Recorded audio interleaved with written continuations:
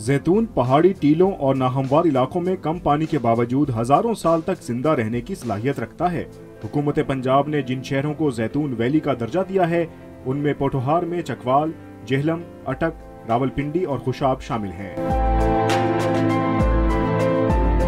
फतेहजंग के प्रोफेसर सरफराज पीरजादा न सिर्फ काश्तकारी से लगाव रखते हैं, बल्कि वो बंजर जमीनों को आबाद करने का हुनर भी बखूबी जानते हैं।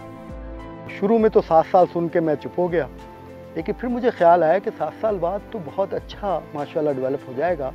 और इन्होंने मुझे समझाया, महकमे वालों ने, कि फिर जैतून का जो है पौधा वो तो फिर सैकड़ों साल चलता है। तो ठीक है, हम अपने लिए तो नहीं, लेकिन मैं बना रहा हूँ तो लगा रहे हैं तो ये तो लोगों के लिए भी लगता है ना, चीज़ें मेरे बाद की नस्लों के लिए लगता है। हुकूमत पंजाब जैतून वैली के काश्तकारों को माली और तकनीकी मुआवनत के साथ साथ बागों के लिए जैतून के पौधे मुफ्त फराहम कर रही है।